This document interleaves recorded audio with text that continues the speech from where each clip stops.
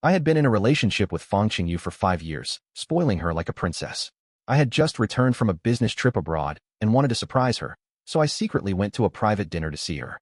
But I saw her passionately kissing another man, a sight that was so painful to witness. And it turned out to be my college roommate. The diamond brooch pinned to his suit was dazzlingly brilliant, piercing my eyes. It was identical to mine. 5 years of companionship turned out to be just a joke. I was actually the one destroying someone else's family. I quickly wrote my application to become a war correspondent in the Middle East. After I left, Fang Qingyu turned Shanghai upside down. She searched for me like a madwoman.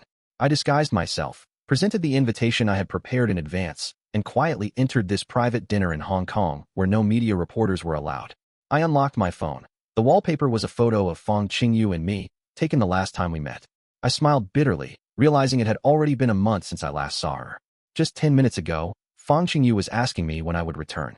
The task here isn't finished yet. I'll need to wait 2 more days. Fang Qingyu sent me a sticker saying, "Husband misses you." I couldn't help but smile thinking about how surprised she would look when she saw me. There was a stir in the crowd, and I turned around, looking everywhere. Several important figures walked by, but when I saw the woman behind them, my hand holding the camera froze. Fang Qingyu was intimately holding the arm of a man who was equally distinguished. It was my college roommate, Huasu. His appearance hadn't changed much. The diamond brooch pinned to his suit was dazzlingly brilliant, piercing my eyes. I looked down and quietly removed the diamond brooch pinned to my own clothes. As soon as the two appeared, people approached them, warmly calling her Mrs. Hua. Mrs. Hua. No wonder Fang Qingyu always said there was no rush to get married. She had already become someone else's wife. Mrs. Hua, how many years have you been married? Don't you plan to have a child? Fang Qingyu smiled and replied. Huasu and I have been married for 3 years. He thinks I'm still young, so we're not in a hurry yet. I felt all the blood in my body flowing backward. Seeing them walking over, I hid in a corner. The two of them made a talented and handsome couple, a perfect match, a stunning sight wherever they went. Even her hand was constantly looped through his arm. On so many romantic nights, she had used that hand to gently caress my body, whispering sweet nothings in my ear. Azuo, why are you so good to me? You're truly the best gift heaven could have given me. This business trip will be a bit long. Take good care of yourself in Shanghai and wait patiently for me to return. What business trips need to be so frequent? Clearly, you had your real home in Hong Kong. As the melodious music began, Huasu embraced Fang Qingyu as they glided onto the dance floor. I watched their intimate display with a sense of self-torture. As the song ended, amid enthusiastic applause, Huasu lowered his head and placed a deep kiss on Fang Qingyu's lips. After the banquet, I inexplicably found myself quietly following them to the parking lot. Fang Qingyu changed out of her formal banquet dress and turned to get into another car. Where are you going? Back to Shanghai again. Fang Qingyu couldn't be bothered to answer him. It's none of your business. Your home is in Hong Kong. Why do you always go to Shanghai? Huasu blocked her path, his tone sharp. Have you still not completely broken things off with Tang Zhua? Fang Qingyu, I am your husband. I want you to stay and come home with me. You're not allowed to leave. Come home with me. Fang Qingyu kept dodging back and forth. Get out of my way. Huasu was forcefully pushed aside by Fang Qingyu and stood frozen in place. Huasu, I told you long ago that I wouldn't give up Tang Zhua. You were the one who used underhanded means to marry me, so you must bear the consequences yourself. Fang Qingyu got in the car and slammed the door, repeatedly sending me messages on her way. Zhua, what are you doing? Are you asleep? Why aren't you responding to my messages? The phone screen dimmed and lit up again, appearing particularly glaring in the dark room. I threw her out of the room. The fiery alcohol burned my throat, making me cough uncontrollably. This home is filled with our sweet memories from 5 years together. But now it makes me feel utterly disgusted. I originally thought I was the love of her life. Now I realize I was the most insignificant person in this relationship, deceived in heart and body, forever living in a relationship that couldn't see the light of day. I met Fang Qingyu the year I graduated. She was gentle, caring, and romantic, making my roommate Husu incredibly envious. Someone had warned me before that a girl from a good family like Fang Qingyu wouldn't be interested in me, telling me to be wary of Husu. Husu already came from a wealthy family and had no shortage of women around him, so I didn't think much of it. She loved me so much. How could she possibly look at another man? Now I realize how foolish I was. Looking at the company's reassignment notice, I applied for the war correspondent position that no one wanted. This overseas business trip, I completed my task perfectly, but the chief editor suddenly approached with anger, leaving my colleagues looking at each other in confusion. Tang Zhua, you actually want to become a war correspondent? You did well on this assignment, and once the news article is published, you'll be promoted with a raise. You're my most outstanding reporter with a promising future ahead. I really don't understand why you're doing this. Give me one reason. I smiled bitterly. Because I don't want to stay in Shanghai anymore. After a night of smoking and drinking, my voice was terribly hoarse, making the chief editor frown. Why have you let yourself get into such a state? Chief, just help me this once. I looked up at him, my eyes bloodshot. I took leave, and as soon as I left the company, I saw the familiar Maserati parked not far away. Fang Qingyu walked over with quick strides, frustration evident between her brows. Ajwa, what happened? Why didn't you answer my calls? Do you know I've been looking for you all night? I spread my hands. I only brought my work phone. The one at home was accidentally broken. My voice was nasal and hoarse, and Method Qingyu could tell immediately. Why didn't you tell me you were sick? Have you not been taking care of yourself these past few days? Looking at her concerned expression, my heart felt even more bitter. In the past, I would have definitely acted pitiful in front of her. Seeing her worried face would let me know how much she loved me. But now, recalling the scene of her passionately kissing Huasu, I felt nauseated. Method Qingyu drove me home and took my temperature, confirming I had a high fever. After taking medicine, I lay in bed. Method Qingyu slipped under the covers, her soft, graceful body pressing tightly against mine, but I didn't have any other thoughts. Ajwa, are you angry with me? Why aren't you talking to me? Is it because you're upset I was gone for too long? Fang Qingyu made a move to kiss me, but I dodged it. I'm still sick. Her gaze fell on the bedside table. Why did you take off this diamond brooch? Wasn't it your favorite? Yes, I once loved that brooch because it was given to me by Fang Qingyu. It was supposed to be one of a kind in the world. Now I know that even this handmade brooch has an identical twin, and the other one is worn by her real husband. How ridiculous. I put it away. My attitude was cold, and Fang Qingyu lost interest as well, getting up to leave. Fang Qingyu received several mysterious calls, which she angrily hung up on. When I asked who it was, she only said they were spam calls. I softly said, oh, without asking further, because I knew those were calls from her legitimate husband, Husu. The application to go to the Middle East had already been approved, but I hadn't told Fang Qingyu. If she found out, with her connections in Shanghai, stopping this would be as easy as turning her hand over. When I returned home from work, I saw two people arguing at the entrance of the building. My heart skipped a beat, and I dared not take another step forward. When Fang Qingyu saw me, she immediately put on a smile and came over to greet me, her acting skills comparable to an award-winning actress.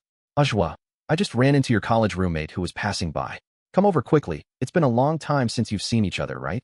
I walked silently to Huasu's side and saw a flash of disgust in his eyes. It really has been a long time since we've seen each other. I never expected to run into you here. Seeing his fake smile, I felt a mix of emotions, but forced myself to respond briefly before leaving this awkward scene. I'm not familiar with this area, so I'll trouble Miss Fang to give me a ride. Fang Qingyu pretended to be concerned about my illness and drove him away, forgetting that my phone was connected to her car's dash cam. While driving, Fang Qingyu coldly spoke to the man beside her. After you go back this time, don't come here again. Why can't I come? Don't forget, you are my lawfully wedded wife. Mom asked me to come to Shanghai to take good care of you. Is that wrong? You keep calling me your wife. Do I really need to spell out how I got this status? Huasu suddenly froze, his voice filled with anger. Yes, I used some schemes, but it was all for you. Without my help, how could you have brought your mother back to the Fang family? How could you secure your position as the Fang family's mistress? A sharp braking sound rang out as the car abruptly pulled over to the roadside. Huasu, stop acting like a madman here. When you schemed for our marriage, wasn't it because you wanted me to marry you? Fine, you wanted me as your wife, and you got your wish. I told you not to interfere in my affairs, didn't you hear me? It's not enough, far from enough. I want you to break up with Tang Zhua and come home with me. Fang Qingyu opened the door to get out, but Huasu clutched her clothes tightly, not letting her leave. So there was such a story between the two of them. In this relationship, I'm not the only one who has been humiliated. I was packing my belongings, leaving behind everything that Fang Qingyu had given me. Opening the drawer of the bedside table, there was that diamond brooch. When she first gave it to me, she said I shined like a diamond. She said I was her one-of-a-kind treasure, and I wore it every day with joy in my heart. What did she say when she gave one to Husu? But whatever she said doesn't matter to me anymore. I locked the door and casually tossed the diamond brooch into the trash can. I dragged my luggage to the airport, planning to visit my hometown before going abroad. But unfortunately, I saw a familiar person at the airport. Husu was waiting for his flight alone, and he immediately walked over when he saw me. At the private dinner a few days ago, I think I saw you. I looked up, meeting his venomous gaze. Tell me, shouldn't a man with conscience immediately leave once he discovers he's been someone's lover for so many years? He's sudden. Oh, I took out that diamond brooch. Do you know what this is? This diamond brooch was personally given to me by Fang Qingyu on our wedding day. I know you have the exact same one. Do you know what that means? It means you're just my substitute in Shanghai. I looked at the brooch, and despite warning myself countless times, I still couldn't help feeling the sting. Tangjua, do you know how much I hate you? I've been married to her for 3 years, yet she still can't forget you. Do you know how bitter I feel? When I was dating her, you already had feelings for Fang Qingyu, didn't you? I suddenly asked him. Yes, I was attracted to Fang Qingyu the first time I saw her, but her heart only had room for you. If I hadn't used some tactics, how could I have married her? What did you do? Huasu's eyes were bloodshot, looking at me with a sinister gaze. I drugged her, made her successfully pregnant with my child, so naturally I could marry her as I wished, haha. Without me, how could she bring back her mother who wasn't valued by the Fang family, obtain the corresponding shares, and secure her position as the Fang family's young lady? Of course she should thank me. Huasu looked just like a madman. But my child was aborted by her mother before it was even born, and she lied to others saying she fell during an argument with me, trying to blame me to cancel our engagement. Do you know what Fang Qingyu did after aborting our child? She was in Shanghai with you watching fireworks. Our child's body wasn't even cold, and she was being intimate with another man. My current predicament is all because of you. Huasu, you're the one who's too obsessed. What does this have to do with me? Fang Qingyu walked out from the crowd, and just as she reached Huasu's side, she suddenly noticed I was there. Ajwa, why are you here? Business trip, what else could it be? I glanced at the two of them and walked toward security check. Fang Qingyu felt a chill in her heart and quickly followed after me. I just happened to be at the airport today taking care of something, and coincidentally ran into Huasu.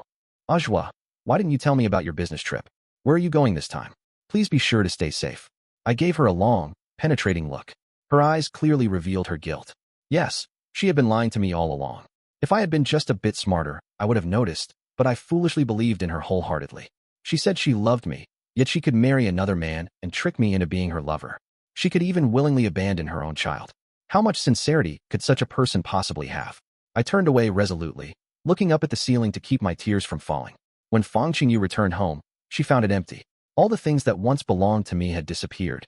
She felt a panic she had never experienced before.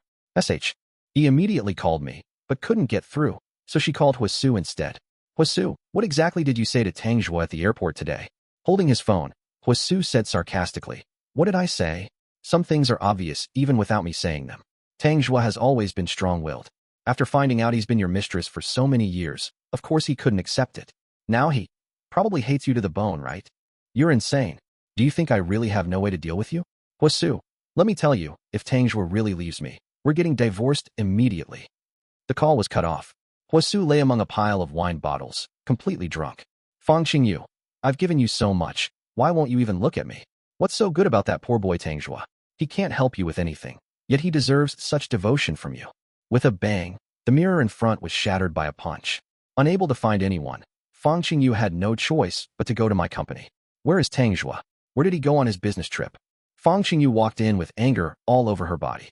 The editor-in-chief hurried over to engage her in conversation, afraid of accidentally offending this daughter of the Fang family. Tangjua, he applied to go to the Middle East, don't you know? What? What is he going to the Middle East for? Fang Qingyu's voice suddenly raised. They needed a war correspondent in the Middle East. Tangjua applied, and he should have gone by now. Then call him back immediately. If anything happens to Tangjua in the Middle East, your entire company will pay for it. The editor-in-chief quickly dialed my phone. Tangjua, where are you now? Have you reached the Middle East? I looked back at my parents, hearing his obviously panicked tone, and guessed what was probably happening. Not yet. Chief editor, is there something wrong? The editor-in-chief awkwardly looked at Fang Qingyu, who took the phone from him. Ajwa, why did you block me? Can't we talk things through when you come back? Don't be so impulsive. I'm being impulsive? I laughed. Miss Fang, do you still want me to stay by your side, as your lover hidden from the light? Fang Qingyu's breath caught. You know everything? Did Huasu tell you? Yes, I know. But Huasu didn't tell me. Half a month ago, I just returned from a business trip and brought your favorite gift to Hong Kong to find you, wanting to surprise you, but I saw you together with Huasu. I had no choice. Ajwa, I was wrong. I shouldn't have lied to you, but I really can't lose you. Will you come back? I'll divorce Huasu right away. Fang Qingyu, I won't believe you anymore. I hung up the phone before she could finish. On the day I left, my parents came to the airport to see me off. Looking at their worried expressions, I realized that in this world, only the two of them truly cared about me. I hugged them with a lump in my throat, but when I turned around, I saw Fang Qingyu. Her once smooth and delicate hair had become disheveled, and she was looking around the airport, obviously searching for me. I quietly hid behind other people. He's already gone. Qingyu, can we go home? Only then did I realize that Huisu had also come. He was trying to stop Fang Qingyu, but unfortunately, she completely ignored her. He doesn't want you anymore. Why are you still so obsessed? Huisu shouted very loudly, attracting quite a few onlookers. Fang Qingyu violently shook off Huisu. Huisu, let me tell you, I've only ever had Tang Zhuo in my heart. Even if he wants to break up with me, he's still the only one in my heart. When we get back, we're getting divorced. Huisu shook his head desperately. You won't. You can't bear to give up your shares in my company. You won't. Huisu, do you really think I have no way to deal with you? I've already transferred the shares under your name to mine. The only reason I haven't divorced you is because I didn't want the Fang family to know. From now on, don't ever appear in front of me. Every word cut to the heart. Even I trembled when I heard it. No, Qingyu, you can't do this to me. Don't you know how much I've sacrificed all these years? Without me, how could you have brought your mother back to the Fang family? How could you have obtained those shares? We even had a child together. You can't treat me like this. Hoxu desperately clung to Fang Qingyu's waist, and she couldn't break free despite using all her strength. You drugged me to get me pregnant with your child. How dare you even mention this? A crisp slap of a palm across face rang out. More and more onlookers gathered around, forcing staff to step in and intervene. As the crowd dispersed, in the midst of the chaos, I unexpectedly met Fang Qingyu's gaze. Tang Zhuo, we were quite far apart. I watched as she strode quickly toward me, her figure overlapping with the memory of that rainy night years ago when she brought me an umbrella. Back then, she wore a fiery red dress, impossibly beautiful in my heart. Let the beautiful things remain in the past. I smiled at her, turning away gracefully, hearing her calling my name with heart-wrenching desperation from behind. This meeting would be our last, I supposed. On the plane to the Middle East, I passed by various foreigners and found my seat amid conversations in all kinds of languages. As the plane took off, slowly leaving the horizon, I watched Shanghai grow smaller and smaller in my view, quietly shedding a tear. From now on, it would be a new life. The white woman beside me tried to make conversation in broken English. Hello. Sir, are you going to Syria to find someone? No, I'm going for work. The woman was surprised. Work? There's. Fighting there every day? Why not stay and work in China? I'm a journalist, I explained briefly, and she nodded with a smile. I believe you'll have a lot to talk about with my friend Roy. She called out, and a slender woman walked over. Hello, Mr. Roy. After seeing her face clearly, I suddenly widened my eyes. Chengyi, Tang Zhuo, what are you doing here? The white woman looked back and forth, tactfully saying, It seems you two have a lot to catch up on, so let's switch seats. I got to know Cheng-Yi during a collaboration, and my impression of her was that she was dedicated to her work, gentle, gracious, and easy to get along with. I became a war correspondent, coming here to gather news. What a coincidence. Cheng-Yi sat down beside me. It seems we have the same purpose for this trip, so why don't we be partners abroad? I extended my hand to shake hers. Of course. During the journey, Cheng-Yi told me many strange and interesting stories she had encountered. After getting off the plane, I voluntarily helped her with her suitcase. After saying goodbye to her white friend, she suddenly asked me, How come you're coming to such a dangerous place alone? Is your girlfriend okay with it? I smiled at her slightly. We've already broken up. Conditions in Syria were harsh, and we searched for a long time before finding a dilapidated hotel to stay in. The dim room had a strange odor. I opened the window for ventilation and saw Cheng-Yi standing at the doorway. May I come in for a moment? I let her in. Yi-Chung lifted up my bed, and there were actually many densely packed small bugs underneath, making one feel uncomfortable all over. She skillfully cleaned it for me and sprayed insecticide. Thank you. The conditions here are still too harsh. We'll have to endure some hardships. I smiled at her. You, as a girl, need to take better care of yourself. My phone buzzed. I glanced at it, still that unfamiliar number. It had called me many times since we got off the plane, and even sent text messages when I didn't answer. Don't you need to answer it? Could it be something urgent? I frowned at the number as Yi-Chung politely stepped out. Hello? Who is this? Ajwa, it's Fang Qingyu. Miss Fang, do you need something? My SIM card has restrictions. I can't talk for long. Ajwa, will you let me finish? I've already divorced with Sue. Can we start over? Her choked, crying voice came through from the other end of the phone. Miss Fang, who you marry or divorce has absolutely nothing to do with me. There's no need to make a special call to tell me this. If there's nothing else, I'm hanging up. Ajwa, I love you. Please give me another chance. Before she could finish, I cut off the call. Lying in bed with my eyes closed, I still couldn't suppress my emotions. In the evening, I sat down for dinner with Cheng-Yi. We start work tomorrow. This place isn't like back home. It seems war might break out again. We need to stay safe. I nodded and served her some food. We definitely will. Syria still experiences occasional conflicts. Although they're generally friendly to Chinese journalists, terrorists don't care about such distinctions. After a serious explosion occurred on the street, leaving a severe crater, I grabbed my camera and rushed over, but Chung Yi stopped me. Tang Zhua, the scene is too dangerous. I'll go with you. You stay here. There are many victims who need to be interviewed and cared for. She nodded with some concern. After seeing me jump down into the crater several meters deep and emerge unharmed, she turned away reassured this time. I had quite a few scrapes on my body, so she borrowed a medical kit from the doctor to treat the wounds on my back. My back muscles were firm and well-defined, but now two ghastly wounds stretched across them, looking disturbingly severe. These were injuries I'd sustained earlier in the day while protecting her. Looking at them, she felt guilty, and her eyes began to redden. A few scars on a man's body are nothing to worry about, as long as you weren't hurt. In the dim, cramped hotel room, I sat close to Chung Yi. She sat on the bed and looked up, her warm breath falling on my face as she spoke. Tang Zhua, actually when I first met you, I was already quite attracted to you, but you had a girlfriend then, so I didn't say anything. All these years I never had a boyfriend, focusing all my energy on work. I never expected to meet you again this time. I feel like this must be fate. Since you're single now, could we possibly? Chung Yi leaned in close, and I turned my head slightly to avoid her. I'm sorry, but I'm not interested in dating right now. Hearing this, she lowered her head and laughed self-mockingly. I was too hasty. I'm sorry. No, you're great. It's my issue. Late at night, I lay in bed feeling completely confused. After spending so many days together, I certainly knew Chung Yi's feelings for me. She took care of me meticulously, and everyone who saw us naturally assumed we were a couple. But the kinder she was to me, the more afraid I became. The lesson from Fang Qingyu had made me afraid to enter into another relationship. After our conversation, things between Chung Yi and me became awkward. Although she still cared for me like before, there was now a distance between us. Even the innkeeper thought we were a couple having a fight. That day, when Chung Yi and I returned, we saw someone I didn't want to see at the entrance of the inn. Ajwa, you're back? Fang Qingyu walked over with large strides, but frowned when she saw Chung Yi. Miss Fang, I told you we shouldn't contact each other anymore. Why did you come here again? Fang Qingyu took out the divorce certificate to show me. Azuo, I'm divorced now. Will you come back with me?